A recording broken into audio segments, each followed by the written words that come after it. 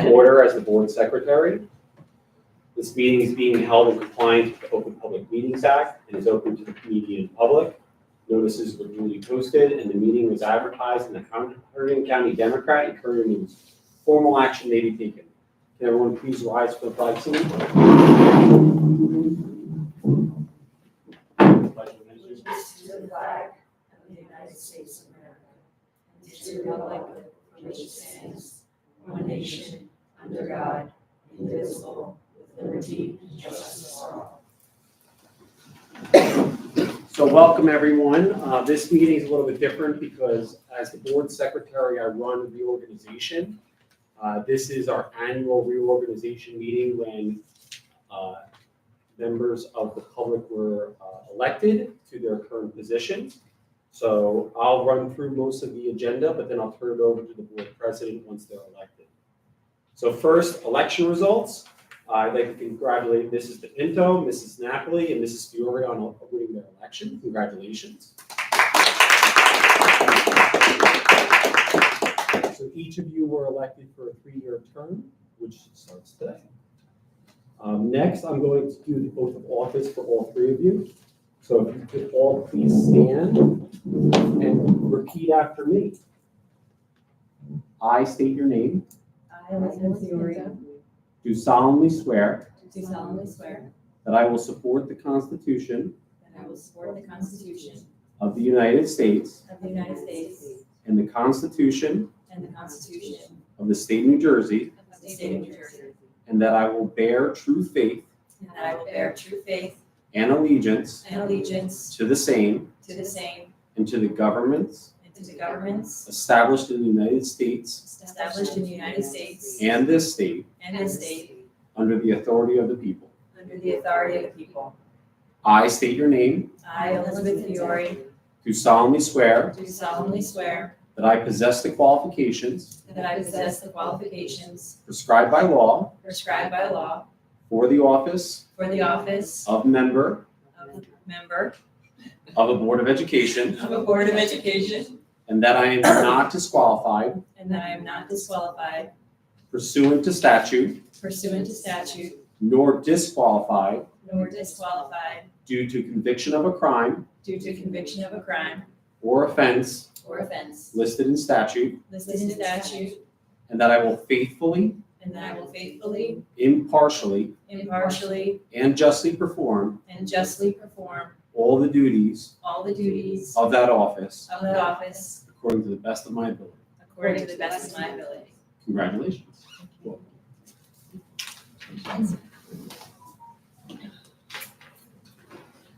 So the next step is to elect a board president. Once the election occurs, if the new board president would like to join the front, the meeting will be turned over to the new board president to run the rest of the meeting.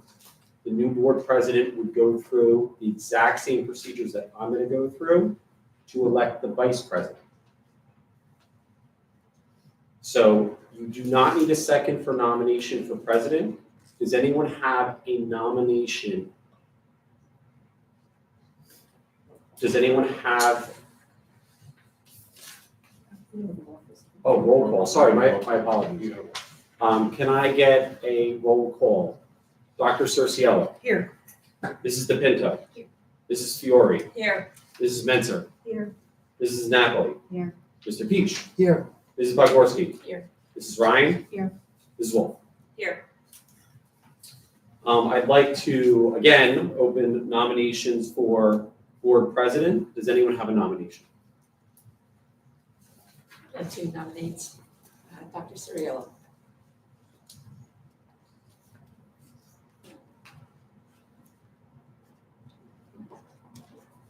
Is there any other nomination for president? I'll now close the nominations for president. Can I get a roll call? Dr. Cerciello. Yes. Mrs. DePinto. Yes. Mrs. Fiore. Yes. Mrs. Menzer. Yes. Mrs. Napoli. Yes. Mr. Peach. Yes. Mrs. Bogorski. Yes. Mrs. Ryan. Yes. Mrs. Wolf. Yes. Congratulations.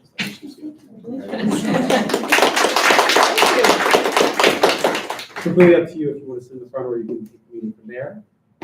I'm gonna move right over there. There you go. Give you a little more room. I'll take my cough drop and everything. So at this time, take your time to relocate. I'm going to turn the meeting over to you. All right. At this time, you would end up giving a nomination for vice president. You only need a nomination, you don't need a second.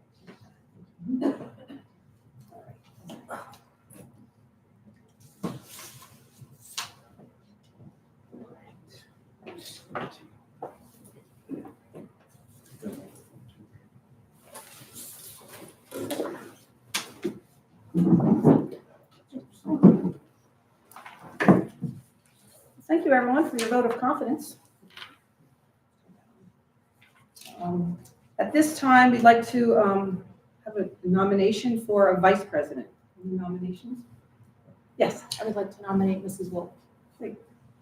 any other nominations? Okay. You do the roll call, please. Dr. Cerciello, Yes. Mrs. DePinto, Yes. Mrs. Fiore, Yes. Mrs. Mentor, Yes.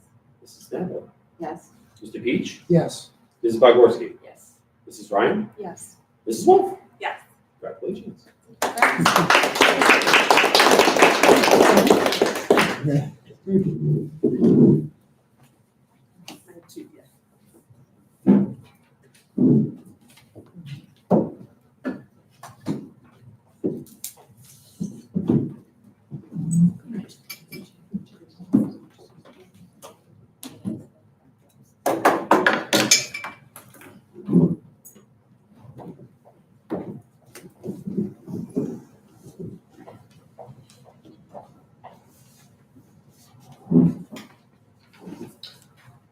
Can I just continue? Yeah. Well, congratulations, Jen. I would just like to say, first of all, Happy New Year, everyone. And thank you again for nominating me as the president. I look forward to working with each of you individually and all of you collectively. And I'm certainly looking forward to working with you, Jen, as a vice president. Thank you, Dr. Cerciello. All right, so reorganization. Can I get a motion for the adoption of R.1 to R.5? So move that. Second, Carolyn. And then, is your roll call? Yeah. Roll call. Okay, can I get a roll call? Dr. Cerciello, Yes. Mrs. DePinto, Yes. Mrs. Fiore, Yes. Mrs. Mentor, Yes. Mrs. Napoli, Yes. Mr. Peach, Yes. Mrs. Bogorski, Yes. Mrs. Ryan, Yes. Mrs. Wolf. Yes. Passes. Next is the superintendent's report, Dr. Hart. Thank you, Dr. Cerciello. Welcome back, everyone, and Happy New Year to you. Welcome to our new board members, Mrs. Napoli, Mrs. DePinto, and welcome back again, Mrs. Fury. It's great to see you back. It's great to have two new board members with us, and congratulations to both of you on President and Vice President. You're smiling and happy now, baby. You get a lot of me. You get a lot of me. You know. Tonight is our annual reorganization meeting. Which means we are required to do a code of ethics presentation for all board members, but particularly for newer board members. We've invited our board attorney here tonight to do the code of ethics presentation. You'll find that the presentation is also uploaded in the BOE portal. So I'll turn the meeting over to Joanne Butler, our board attorney, to walk you through our code of ethics presentation. Welcome, Joanne. Thank you very much. Of course. Congratulations to the new members, and may your terms be quiet. Okay. Oh, Joanne, real quick, there's a microphone in front of you. Just hit the button so that you see a green dot. As It opposed is to- green. It is, okay. All right. Usually I don't even need a microphone. Talk so loudly. I'm here to discuss with you the School Ethics Act and how day-to-day activities and board meeting actions play out in accordance with the School Ethics Act. So, there we go. So, it's the purpose of the School Ethics Act is what you would think. It's to instill confidence in the public that what you are doing as the elected officials responsible for the ultimate oversight on a school district, you're not expected, you're expected to not do anything that is going to mar the reputation of the board, chip away at the confidence in the board, or do something that's flat out wrong. So there are things that maybe are not violations, but you need to be aware of them, because even if it doesn't quite get to that point, it can be concerning for the members of the public. It could be concerning for your fellow board members. So big thing to remember in all of this is you know what's right and act on what's right. There are very specific provisions, and we'll go through them, and we will also compare or align the board's bylaws to the provisions of the School Ethics Act and the obligations under the Act. And fortunately, your school district utilizes Strauss-Esme for its policy service. And although checking, word for word to make sure that they lined up, I was able to very easily coordinate with the Strauss, make sure that you had the Strauss-Esme policies. So to whom does the Act apply? It's board members, administrators, and employees or officers of the NJSBA. That's the New Jersey School Boards Association. New members, you will become very familiar with hearing from the New Jersey School Boards Association. It is an invaluable resource. So the individuals at school boards are also subject to the School Ethics Act. School Ethics Act has a separate little component to it that only applies to board members, and that's the Code of Ethics. So remember, the Code of Ethics only applies to members of the Board of Education. So I've tried to put these in some way that you might be able to see them, but essentially, you've got an affirmative obligation to uphold the laws, uphold the policies and the bylaws, make decisions that are within your scope of decision-making, because there are some decisions that are made that are not yours. They're not within your purview to make. So it's very important that you understand that the decisions that you will be making are subject to very specific limitations.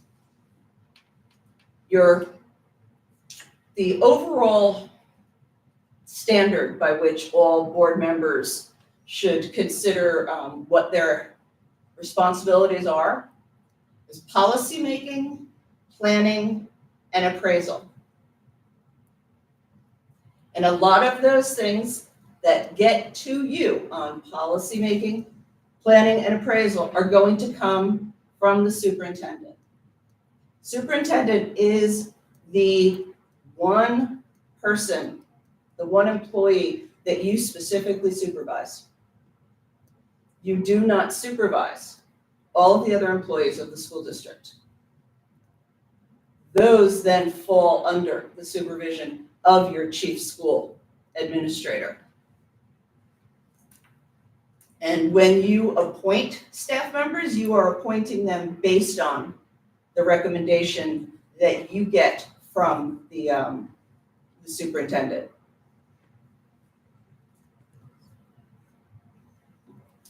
School personnel, there are so many issues where our personnel really get treated poorly perhaps in the community, perhaps in the press.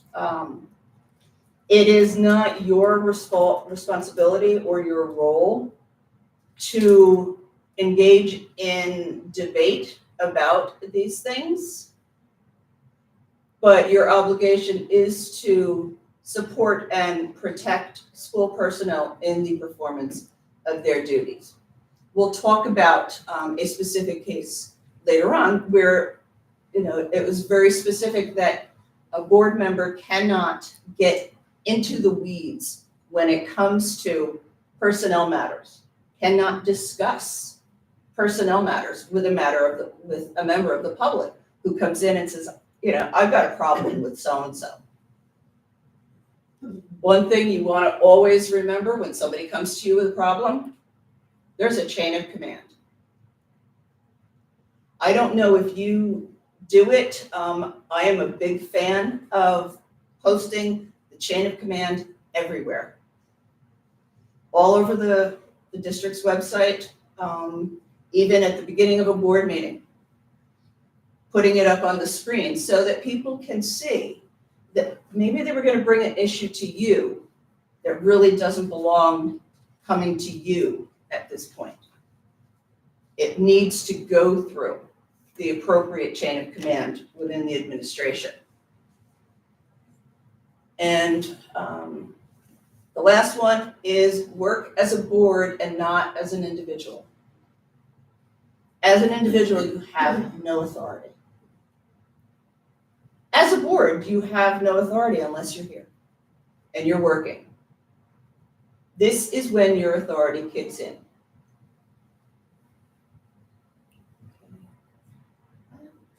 Trouble with these things. Okay, more affirmative obligations. Don't give in on, how you think about things, how you express yourself, what you support in your work as a board member. Deferring to what a special interest group or a political group wants you to do. You've got an affirmative obligation to say no. There is an affirmative obligation also to not use the schools for any personal gain or for the gain of friends. So you're thinking, what could she possibly mean by that? There are a lot of contracts that boards of education enter on behalf of the entire school district. You receive a lot of information about certain components of contracts that are very critical. You can't use that information to help your brother-in-law, or no, don't want to take it to the brother-in-law because that's a whole other issue. A third cousin twice removed. You don't want to say anything to that person of what you've learned that would be a gain, be a benefit, be a step up for someone. You can't use your knowledge as a board member for anyone else's benefit or for your own benefit. And that leads me into the next one, confidentiality. It is so critical that members of the Board of Education always look at things with the confidential glasses on. Like, all right, I can only see this, and I cannot talk to somebody because there's something blocking me from talking. I just can't do it. You get a lot of information that is absolutely so personal, so private. Student issues, personnel issues.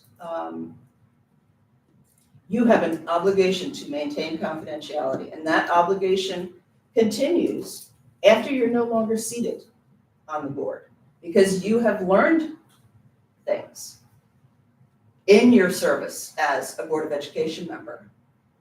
And things cannot be divulged unless the reason for their maintaining confidentiality no longer exists. When you're dealing with students and personnel issues, you're never gonna get to that point, because those matters are always going to remain confidential. And certain things like attorney-client privilege, those things remain. And that is, the protection of attorney-client privilege belongs to the board. It doesn't belong to an individual member who can just decide, I don't care, it doesn't apply to me, I'm going to say, no. It applies to you as a member of this board. I can't disclose something because the protection doesn't belong to me. It belongs to the board as a whole. So you cannot divulge something that comes out through the attorney-client privilege.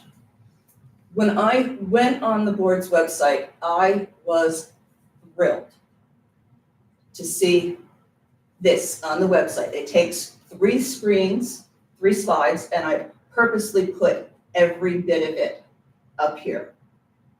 There is essentially a full page that encapsulates the Code of Ethics and the School Ethics Act in language that comes from the board saying, we know these are our limitations. We know what we're supposed to do in accordance with the School Ethics Act, in accordance with the Code of Ethics.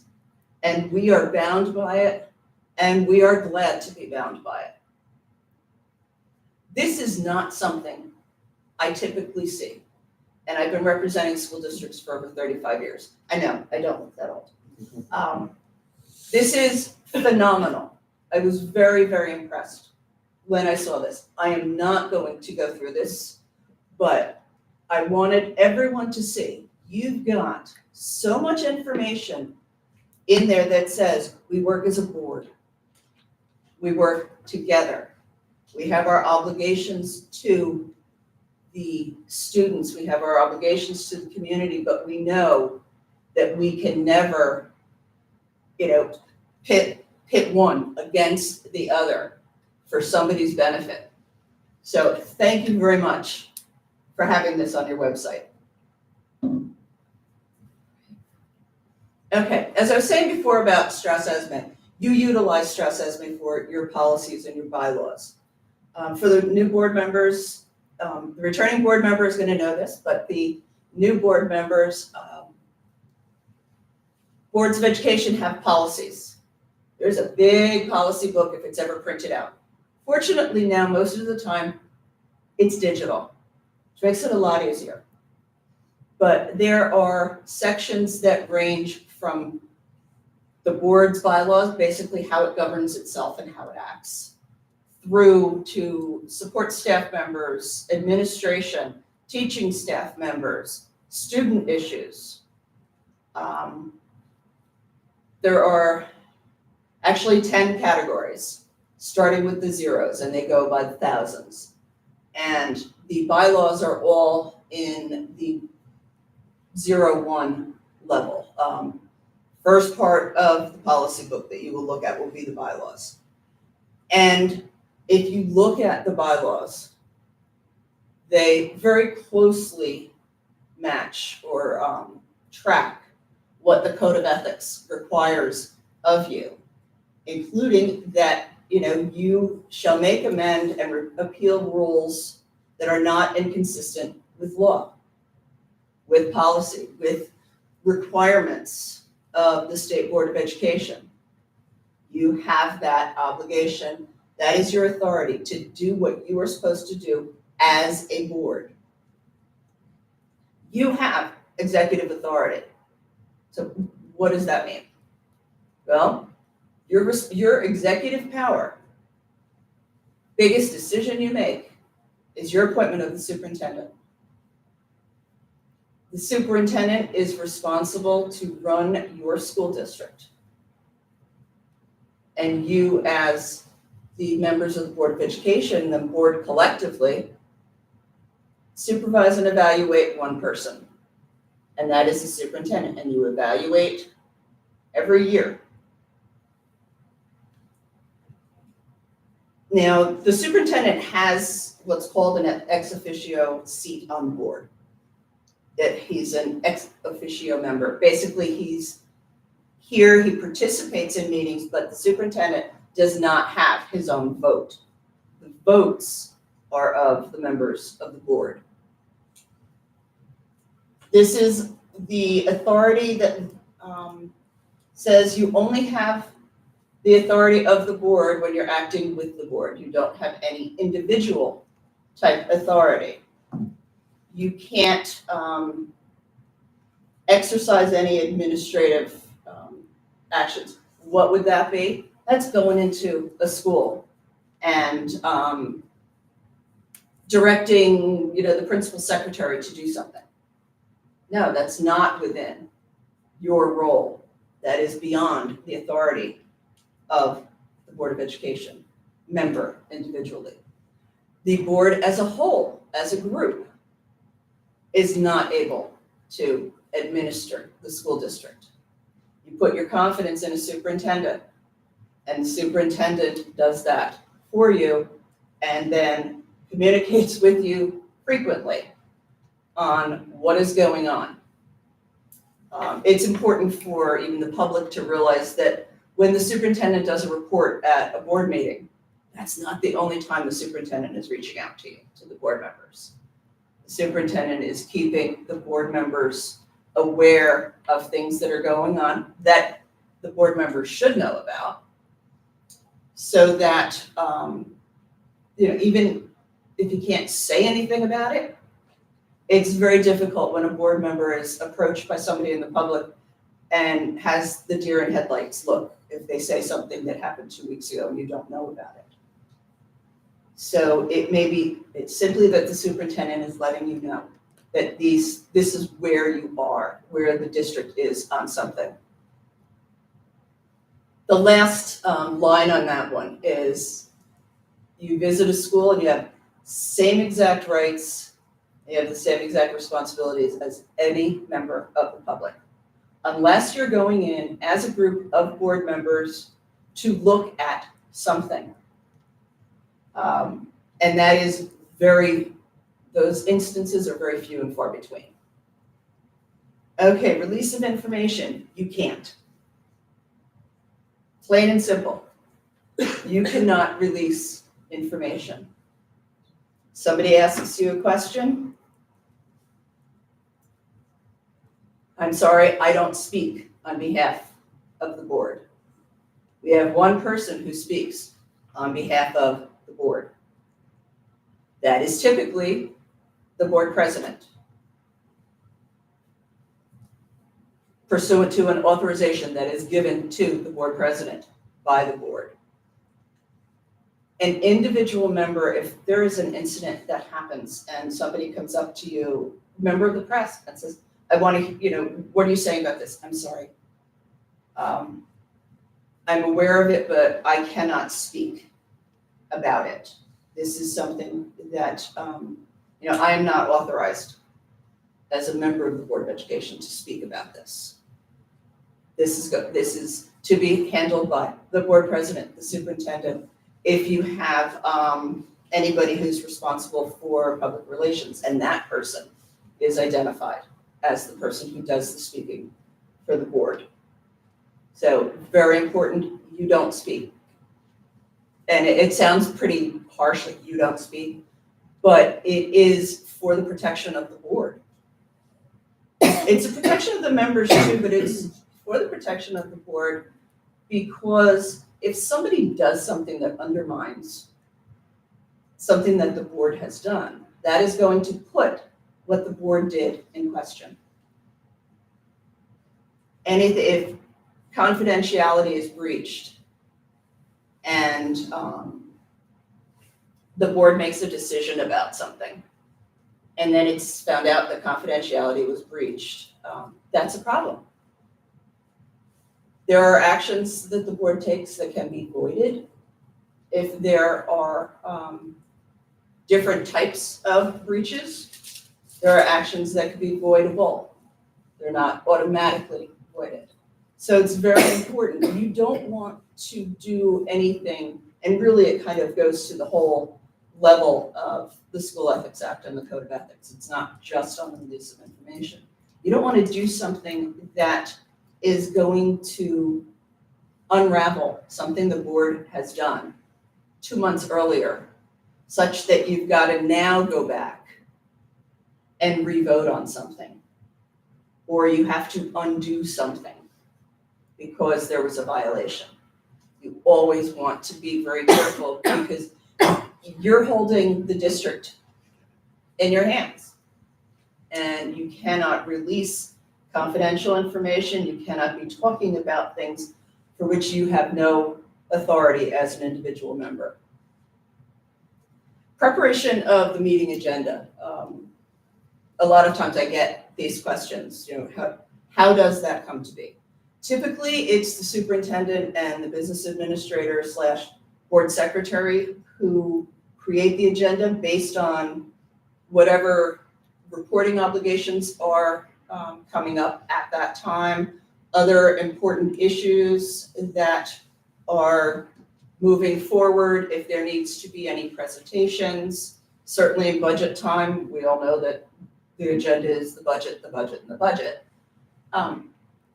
And other issues that, the good issues, that it's wonderful, for the board to be able to talk about, for the superintendent or the business administrator to be able to discuss, to present to the board and to the community. Like if there is a grant that's been received or something like that. So you want to be able to make sure that that is going to get into the agenda. It is not a situation where an individual board member can just say, I'm really ticked off about what's going on over at the middle school. I want something put on the agenda about this. That's not the way the agenda is created. These issues can be raised in committee, and if it's appropriate, then perhaps it can be raised for consideration to be put on the agenda. It can come through the board president. But if the creation of the agenda were made the responsibility of 9 board members and a superintendent and a business administrator, board secretary, that agenda, one, would go well beyond anything that should be on an agenda, and it would be for meetings that could be 24 hours long, because there are issues that may seem important and should be on an agenda that really should not and can be addressed through committee work, can be addressed through following the chain of command. Board president's role. Well, we saw it tonight. As soon as you got elected, you took over the meeting. Your role is to run the meetings. Your role is to coordinate with the superintendent, with the business administrator on what's going on in the district. Determining who is on what committees. That is another one of your responsibilities. One of the responsibilities of the board president that is hardly ever used, and I can say in 35 years, I have personally had to use it twice, is the board president issuing subpoenas for hearings before the board. Only had to do it twice, and it was in discipline hearings years ago. But that is something that the board president has the authority to do. Board president can essentially sit on every committee, which really is a good thing. So it keeps the board president involved. Board president does not necessarily have to go to every meeting, but it is not improper for the board president to say, well, I'm going to go to the facilities meeting this month.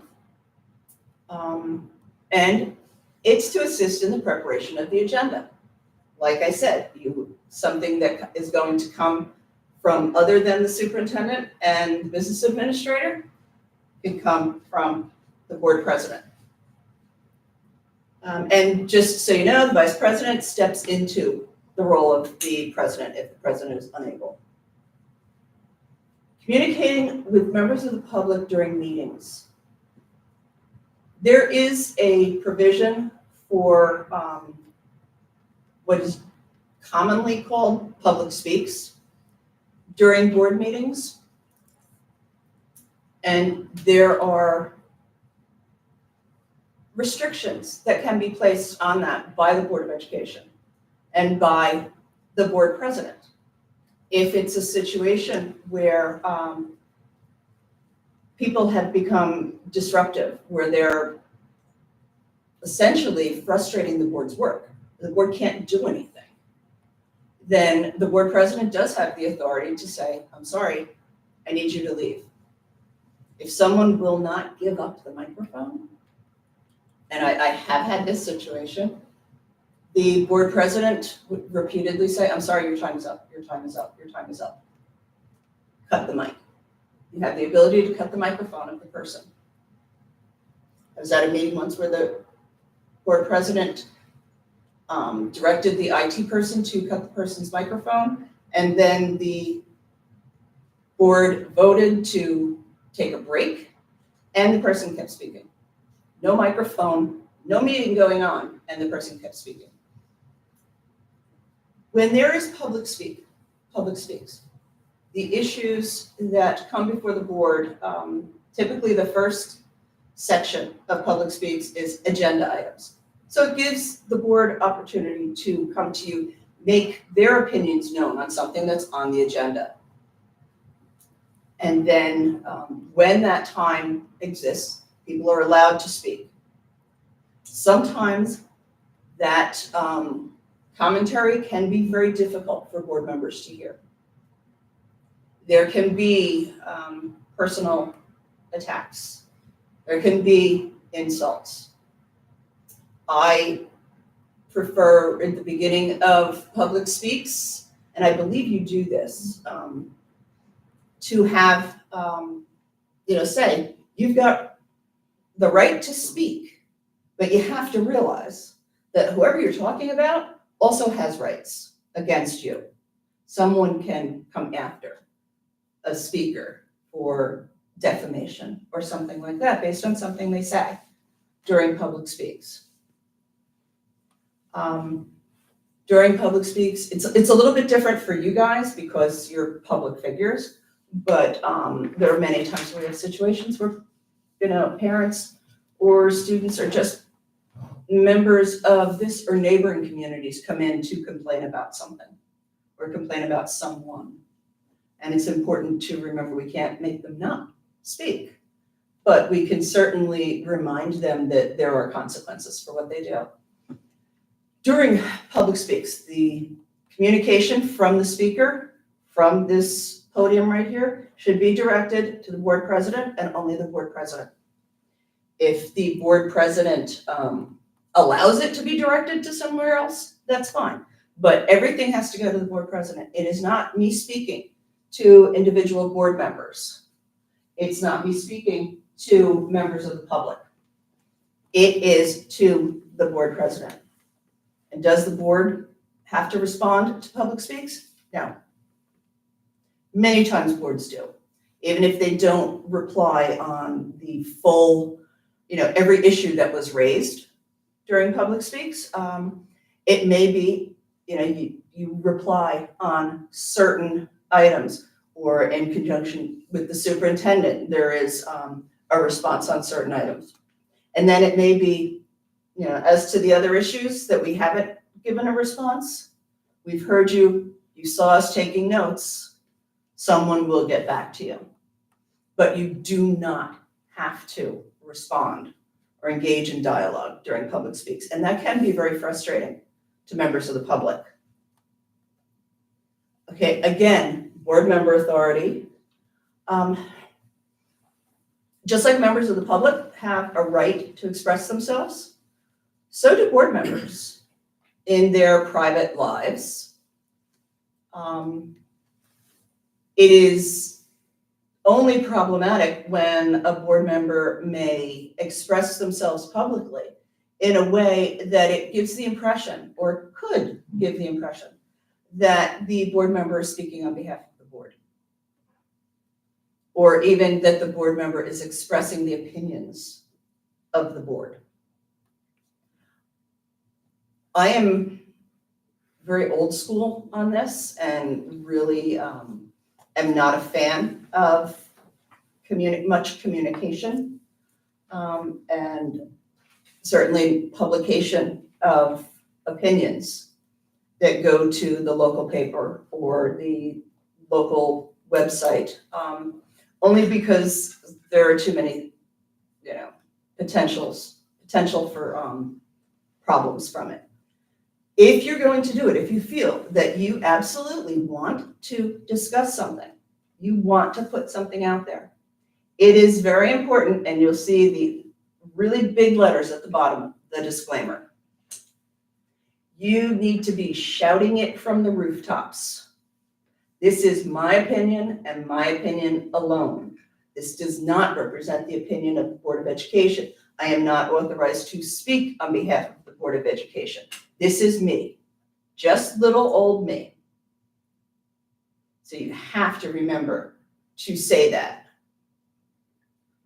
I always like to, if I'm going to see it, I want to see it at the beginning of what the board member has posted, and I want to see it at the end too, so that there's no question about it. Internet and emails, the bane of my existence. When I started, we had fax machines with rolled paper. Probably several of you probably don't even know what that is. Use of the internet, use of emails can be a wonderful tool, and it can be horrible. Because you have to understand that something that you write, you send by email, or you forward a link to one of your fellow board members, or you send something to a member of the community that concerns an issue, a board issue. Even if it's on your personal email account, that can still be subject to disclosure. There is some disclosure, there are some differences as to being disclosed as part of an Oprah response for certain things, and certainly as part of discovery in litigation. As part of discovery in litigation, everything can be checked. Your spouse's or partner's phone could be checked if there's reason to believe that the board member used another phone. So it's very important that you remember your communications are subject to review. There could be a Oprah request for all emails from among the board members between October 1st and October 31st regarding X. So that's a very specific Oprah request, Oprah being the Open Public Records Act. That's a very specific request. And that's something that is going to have to be provided unless there is something that would be subject to one of the very limited exceptions in Oprah. You can be violating the Open Public Meetings Act by having email threads or group chats on your phone. You can be violating the Open Public Meetings Act. Because if there is discussion about something that is related to board business, while 5 or more of you are on a chat, that is a violation of the Open Public Meetings Act. Open Public Meetings Act, also called the Sunshine Act, requires that the board act in public, so the public can see, and that has to be done in a public. There are very few exceptions, and those would include personnel matters, student matters, negotiations, litigation matters, attorney-client privilege matters, security and safety matters. Those are all things that you don't have to and shouldn't discuss in public. Those are things you go into an executive session meeting for. I'll pick that up later. So it's very important that by doing these group chats or email threads that are going, here and here and here and here, and everybody is really getting to see what the communication is. That can be violative of the Open Public Meetings Act.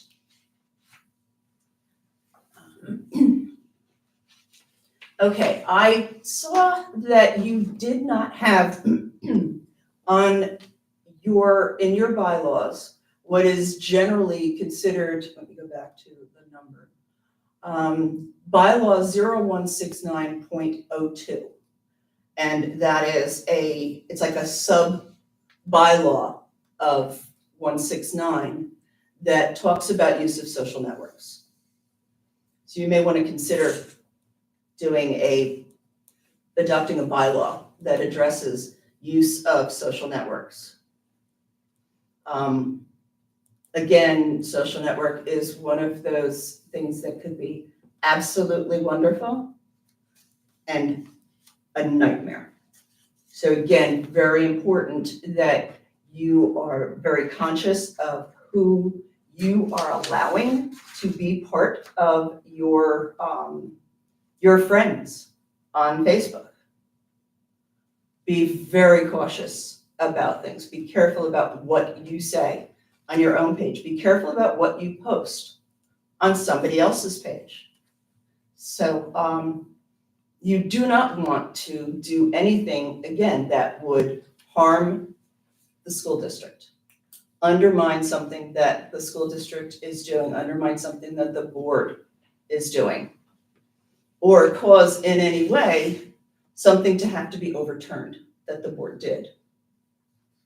Okay, collective bargaining and contract approval and ratification. This is an area where there have been decisions by the School Ethics Commission about, if you as a board member are employed in another school district, or if you as a board member have a family member who is employed in this district, or a relative who is employed in this district, or a relative who's employed in another school district and is a member of the NJEA.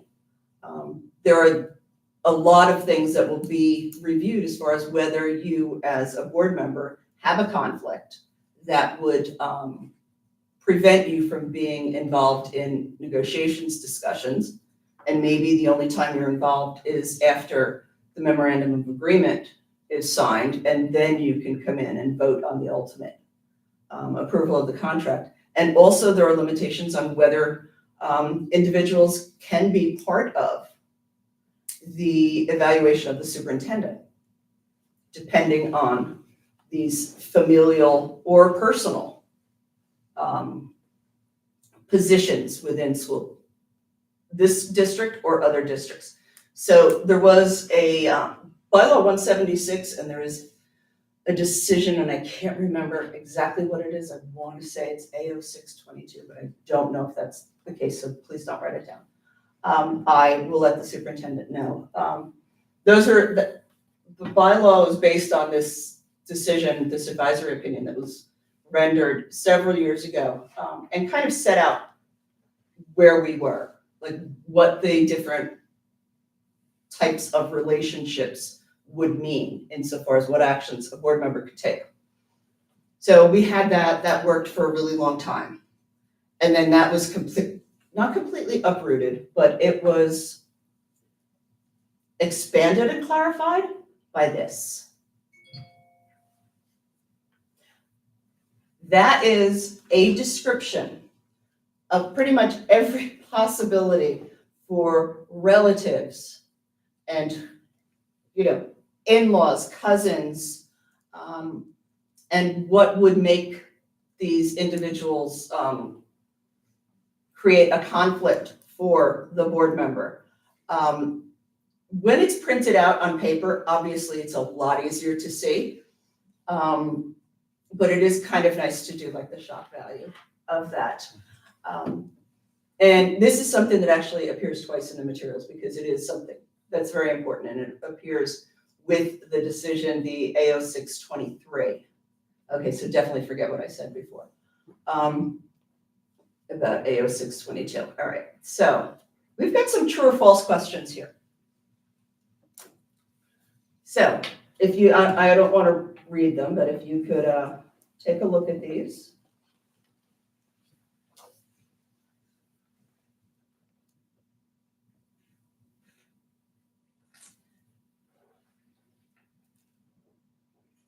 So do you think that is a violation of the code of ethics?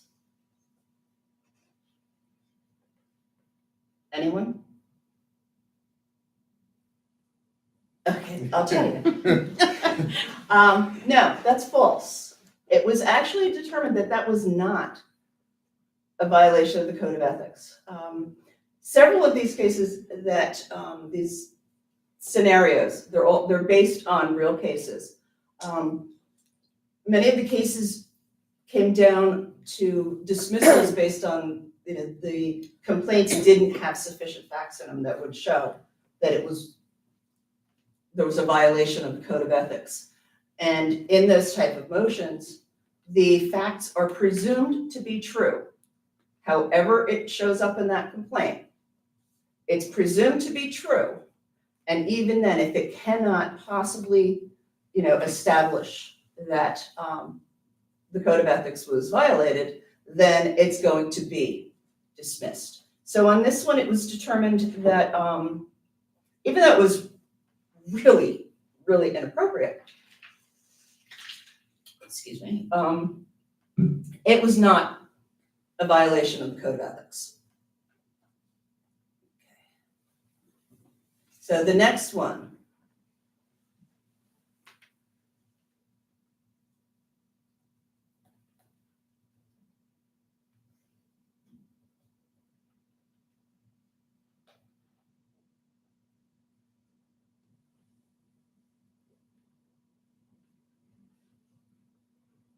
Anyone? True or false?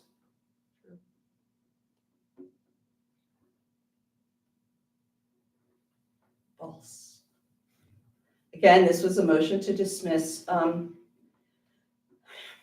This is what they said. The board members, while the substance of the board members appealed to the public, and his posts on social media were crass, insensitive, and boorish. And he certainly could have used could have used different language that was less offensive and boorish.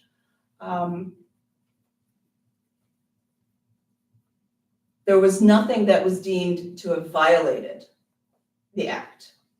When you think about it, it's really ridiculous things to say, and it does not necessarily present the board member in a favorable light at all, because you're just like, oh my God, really, you're going to be saying these things, you're going to be posting these things. Not good to do. But in these instances, it was found to not be a violation. Okay, the next one. This is one of those things that I talked to you about before, replying to a parent directly. And in those communications, actually kind of made their opinion known that what staff member had done was wrong. Absolutely not something that a board member should do. On that one, I automatically just went to the true. Because it's pretty clear on one like that you can't communicate like that. You can't be talking to the members of the community about personnel matters. You just, thank you for telling me this. I'm going to the superintendent. Here we go. And you give the information to the superintendent. So this one, individual was involved in an Oprah lawsuit because somebody had requested emails about this board member, and that was the basis for the lawsuit. And the board members were in executive session discussing it. There were two board members who were involved. One board member did not go into the meeting, said, nope, I can't go in there. This one did go in there. And, should he or should he have not been in that executive session meeting? Did he violate the code of ethics? Yes, he did.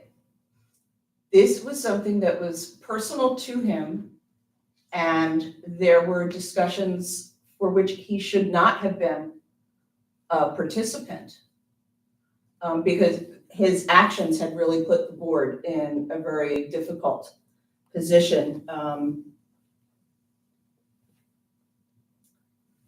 The board member had provided information that was in a, there were communications among the emails that were at issue, and I'm sorry for kind of being vague, but the substance of those emails absolutely, was problematic. And by disclosing information and then the board having to deal with those issues, it was determined that he should not have gone into the meeting. He should have stayed, like the other board member involved, stayed outside while the board members discussed it. Okay, this is an individual who's employed in another school district. And that school district is affiliated with the NJEA. But the board member is a non-dues paying member of the association. He does not pay any dues to the local association and therefore not any dues to the NJEA. Does that put upon him the different limitations, or does it allow him to go through? Because I'm sorry, I just completely lost my thought there. Is he allowed to be involved in the negotiations discussions, be involved in issues related to the superintendent's evaluation? Does that non-dues paying member make any difference? What do you think? Nope. So this guy violated the School Ethics Act. It doesn't matter if he is a dues-paying member or not. That board member working in the other school district is gaining the benefit of the actions of the NJEA. And the NJEA is a statewide union that will be involved in negotiations with the board member's home district. So when you look on that list, the really long list, you're going to see that. All right, the next one. This one, interesting. A board member said to the superintendent, I don't think you're gonna have the votes here for renewal of this person. I'm gonna break this into two. So board member said, I don't think there's, that you're gonna have enough votes. This is the renewal recommendations that happen in May, and one board member said, that non-tenured person, you're not gonna get enough votes. Is that wrong? Is that a violation of the Ethics Act?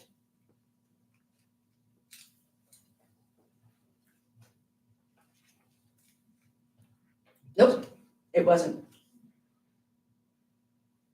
Because it was not administering the schools. It was discussing, I don't think you're going to have the votes. There should not have been any straw polling going on or anything, but you can certainly tell when you're talking, if you've got 3 board members who you would expect to have been supportive, who are not supportive of somebody, then that is going to be, giving you reason to think maybe you're not gonna get the votes. Is that wrong? No, it's not violative of the act.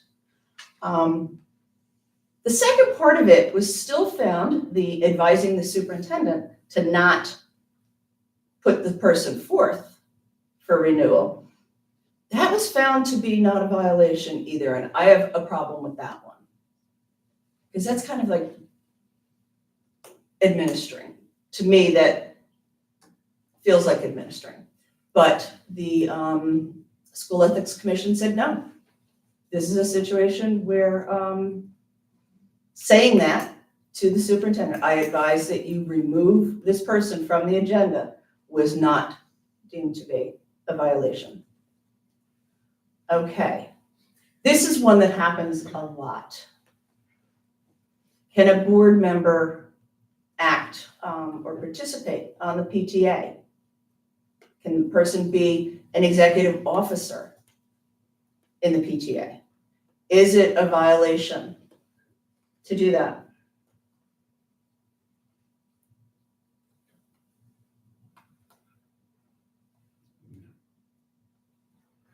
Not a violation. Board members are allowed to be parents.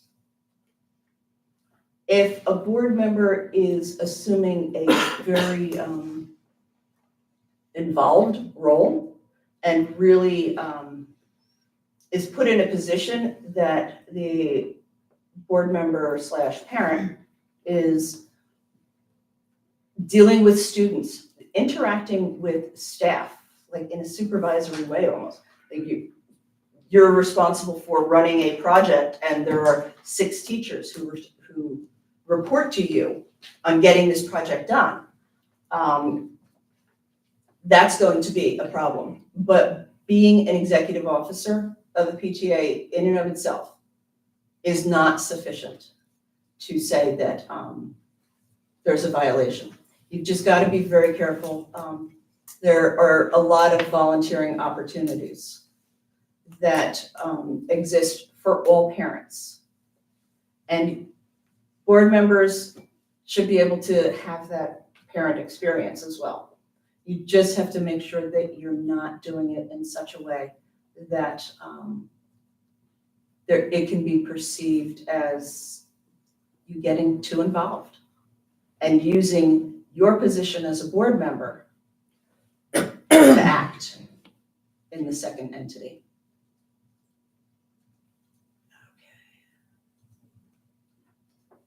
Okay, this one,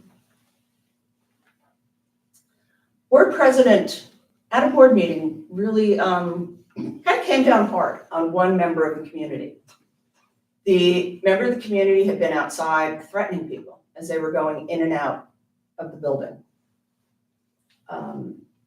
The board president made comments, and the individual threatening outside did not take them too kindly and said, "You got me in trouble with my job.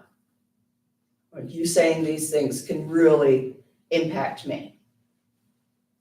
Is the board president saying, I'm sorry, guys, there's someone outside who's threatening people coming in and out. We don't tolerate that. We have tried to get this person to leave. We have reached out to law enforcement to come because this individual is threatening people. Is that something that would be an ethics violation?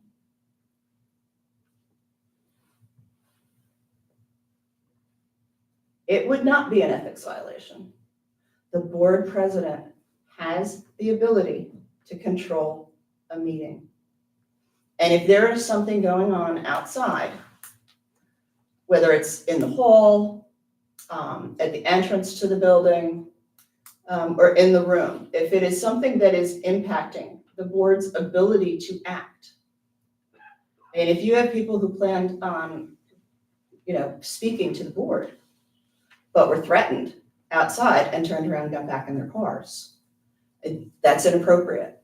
And you are able to say, he can't be here. What he's doing is wrong. He is stopping people from participating in the meeting.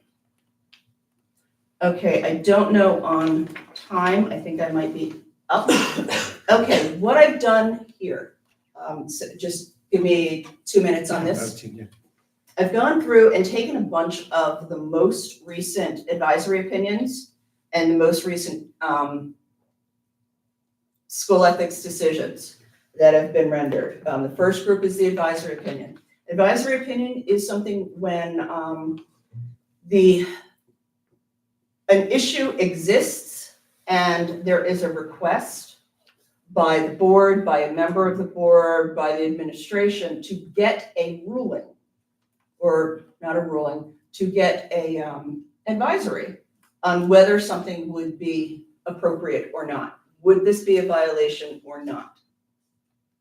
And through an advisory, the information is provided, and to the extent that they can, they will provide a response that something appears to be problematic, and therefore we recommend that this not happen.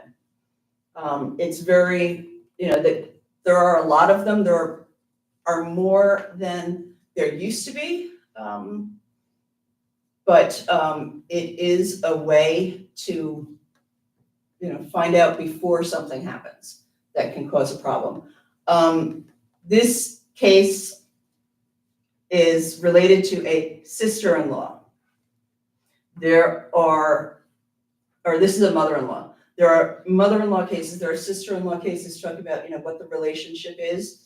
And you will see in these materials that sister-in-law is not a conflict in one situation and is a conflict in the other. And it depends on how that person is a sister-in-law. Is it because the board member married into a family and then somebody there works? Or is it that the board member is already in a family? And is it that somebody else married into the family? You'll see, there's a slide that says, what's a sister-in-law, basically. And it goes through the analysis of when a sister-in-law is okay and doesn't create any problems for the board member, and when it's not. So there are a bunch of these. I've tried to set them up in issue finding so that it's easier for you guys to see, quickly, here's the issue. So there's a bunch of those. They're mostly from 2022 and 2023. See, is a sister-in-law relative or not? There's that chart. All right, so this is more advisory opinions, and then these are cases that have come down where the SEC, the School Ethics Commission, has issued a decision. The commissioner has accepted it, and it has either stopped there or it's been appealed higher. So there's a bunch of cases here. Some of them have more than one slide. That's it. Thank you for taking the time. Thanks, I know it's not a fun subject, but thank you all. Thank you, Joanne. Are there any questions from the board? Yeah, I'm here for questions, but obviously it has to be something that would not delve into attorney-client privilege issues. So, but if anybody has any questions. Bueller? Couldn't resist, I'm sorry. All right, thank you all very, very much. Thank you. Have a great evening. Put this back. Do you want me to stick around any longer or no? No, I think we're okay. Okay. Really, it's completely, if you want to, I'd be saying, It's you're more than totally- welcome to stay. Listen, we don't have that much longer of a meeting to go, so, All right. Thank you all. thank you. I'll turn the meeting back to you. Okay, thank you, Joanne. We are now open to the public, limited to action items on the agenda. Do we all also ask at this time if there's anything online? Is that Tom, did you- Yeah. Sorry. Nothing in the chat. Okay. So no one in the call. Okay. The next item is correspondence, and there are no correspondences listed. And the next item is board action for the approval of the minutes. Motion to adopt 1.01. So move that. Second, Carolyn. Can I get a roll call? Dr. Cecile? Yes. Mrs. DePinto? Mrs. Fiore? Yes. Mrs. Napoli? Did you say Miss Napoli? Yes, I'm sorry, I didn't hear you. Mr. Beach? Yes. Mrs. Bogorski? Yes. Mrs. Ryan? Yes. Mrs. Wolf? Yes. Passes. Any unfinished business? Is this something, I'm sorry, I just want to make sure I'm doing it correctly. Is this something I would open up to the board? Is that correct? Any unfinished business that anyone on board would like to mention? Yeah. Okay. The next item is new business from the board. What's listed here are the committee selections. So I know that there are, I'm just going to mention the committees: the policy committee, finance, personnel, ed tech, negotiations, and the green committee. So we will have to be making committee selections. What I would like to do is send an email out to everyone, probably tonight, listing those committees. And if you could please give us your first, second, and third choice response to both Jennifer and myself. And we will certainly, talk about the committees and get back to you. But we'd like, again, first, second, and choice for which committees you're interested in. And, Just a quick question. We yeah. typically serve on 2, correct? yes, thank you. And then we'll certainly get back to you, So if you have any questions about that, okay? Is there anything else that needs to be covered regarding committees? Somebody might serve on a third committee. I think negotiations, sometimes like you might serve on like 2 of the standing committees and then like negotiations, just because that's more of a once every, hopefully 3 years or something committee. So it's potentially, depending on the issue. Okay. So first, second, and third choice was that good? That would be, Yeah. okay. And just one other thing, committees for January are tough because the meeting's already been scheduled.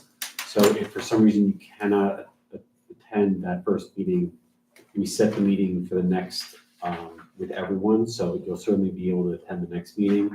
But that's why there's also alternates. You can also change the meetings, but most meetings start next week. Next week is, finance is on the January 11th at 9. Ed tech is the 17th. I'm sorry, policy is the 16th. Ed tech the 17th. And then personnel the 23rd.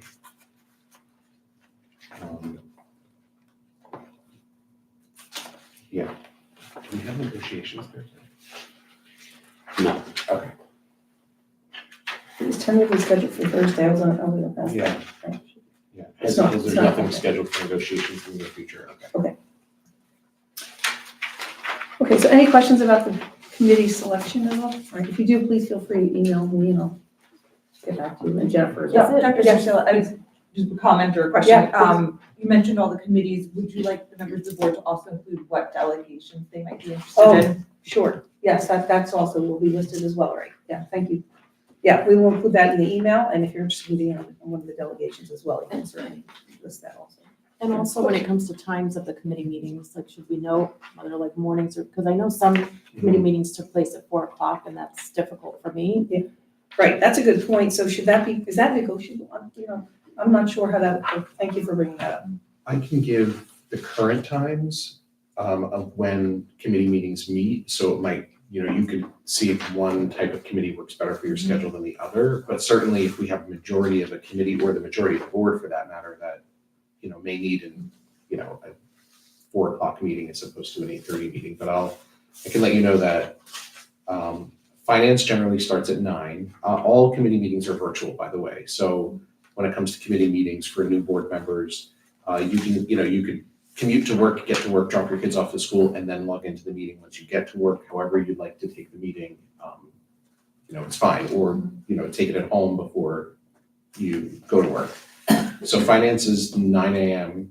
generally. The policy committee starts at 4. Ed tech is at 8:30. Personnel at 8:45. Green Committee is at 3:30 or 4 o'clock?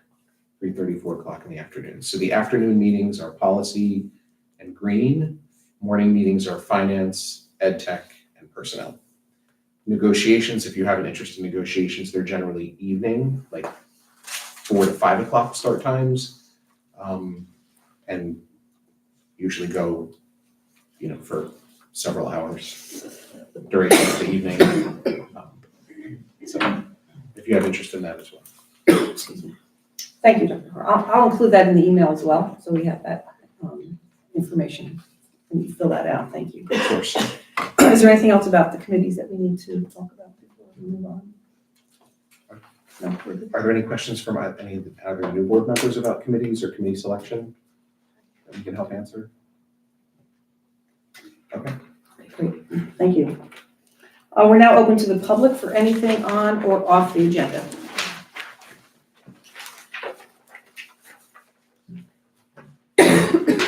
No one? And there's nothing in the chat. And there's nothing in the chat, okay, thank you. All right, so then, it's just the last piece, is that correct? Yeah. Okay, can I have a motion to adjourn the meeting? So move that. Second, Carolyn? Can I get a roll call? Dr. Sosial, Yes. Mrs. DePinto, Yes. Mrs. Diori, Yes. Mrs. Napoli, Yes. Mr. Beach, Yes. Mrs. Podgorski, Yes. Mrs. Ryan, Yes. Mrs. Wolf. Yes.